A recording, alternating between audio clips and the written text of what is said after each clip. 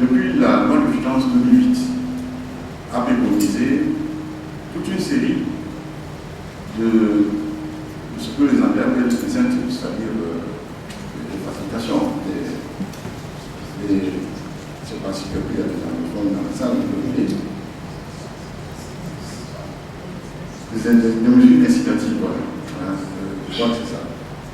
Alors, pour le système de réinvestissement, par exemple, parce que là aussi, il faut bien dire que le créateur d'entreprise ou l'investisseur n'est pas seulement celui qui commence, qui est débutant.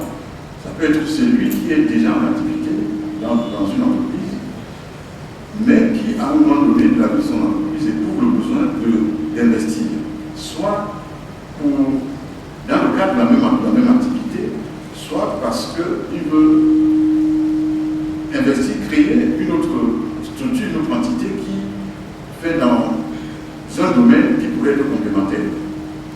Donc, à ce moment-là, la prise en compte du système de l'investissement peut être salvateur pour celui qui veut engager son argent. Parce que le gouvernement a prévu que les investisseurs, dans ce cadre, peuvent bénéficier de 25% de réduction sur les impôts à payer par les sociétés du secteur des techniciens. Après, naturellement, l'approbation de la valeur des investissements et dont le niveau ne devra pas dépasser le quart des profits déclarés au titre de l'exercice fiscal concerné. Vous savez qu'au Cameroun, le paiement des impôts et des taxes obéit à une démarche déclarative. Je pense que c'est un système qui est rare au monde. Bon, beaucoup de gens, beaucoup d'entrepreneurs se plaignent du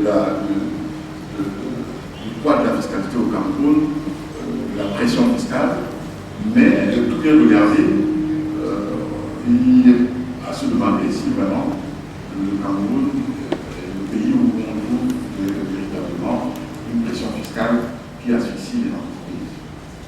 Il y a également pour les sociétés enregistrées à la bourse des sous-traitances, la DSX. Le gouvernement a prévu que ces sociétés qui investissent bénéficient de 20% d'une augmentation du capital qui représente au moins 20% des parts du capital. Et de la même manière, le gouvernement a prévu que des sociétés qui investissent dans le cadre de la bourse toujours bénéficient de 25% de réduction des impôts pendant 3 ans sur les retombées qui représentent au moins 20% de la part du capital. De la même manière, il donne également 28% de réduction des impôts pendant les 3 premières années à compter de l'enregistrement en bourse, la date d'enregistrement en bourse pour les augmentations du capital ou des retombées d'une valeur de moins de 20% de la part du capital. Nous avons entendu parler par ailleurs ici des emprunts obligataires. Ceux qui investissent également dans le cadre de ces emprunts peuvent bénéficier de 30% de réduction du paiement de ces impôts. Pour les PME,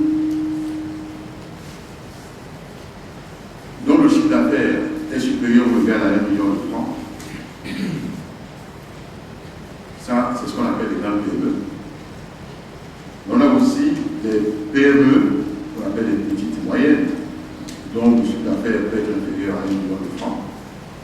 L'État a également prévu que ceux qui s'y investissent bénéficient de l'exonération de paiement de la patente pendant 3 années, pendant les 2 premières années. Alors, il y a également une exonération qui est appliquée sur les taxes sur la valeur ajoutée, la TVA, en ce qui concerne certains produits, tels que les pesticides, les fertilisants, les intrants agricoles et autres, l'élevage, la pêche, les intrants et les consommables utilisés dans ces activités-là. Donc, ça rejoint un peu le cadre sectoriel dont je parlais tantôt. Et tout ceci, en aval, retrouve ceux qui sont là, c'est-à-dire les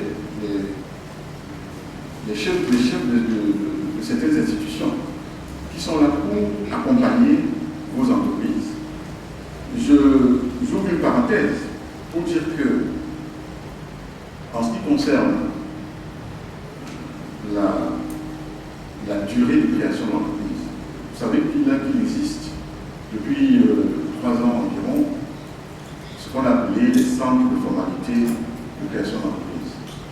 Ces centres de formation de formalité des entreprises, en réalité, relèvent de la Chambre de commerce. Mais dans le cas d'espèce, ils ont été mis en place par le gouvernement et à travers le ministère des PME, de l'économie sociale et de l'artisanat, naturellement avec la contribution de la Chambre.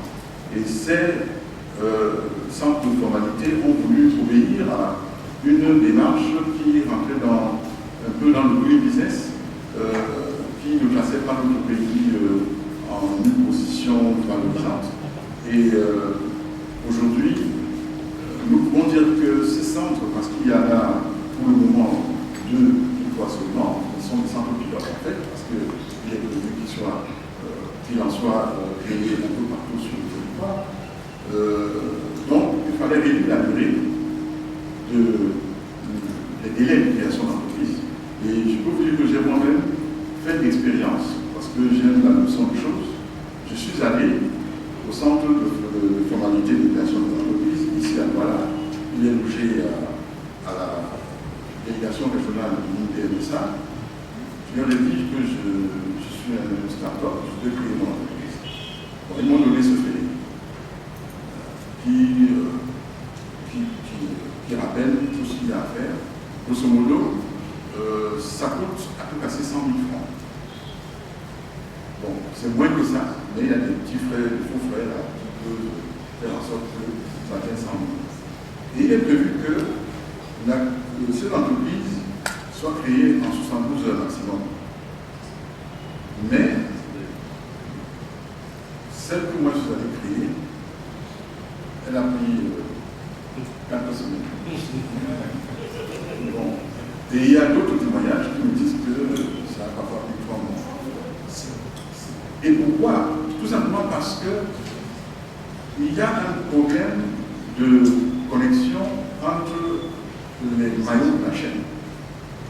Par exemple, au niveau des impôts, lorsque on identifie au centre la division des impôts à laquelle vous appartenez, vous êtes obligé d'y aller et ils vont vous demander le plan de localisation de votre entreprise. Et voilà un problème d'ailleurs qui se crée parce que, heureusement, ils ont essayé de résoudre ça momentanément.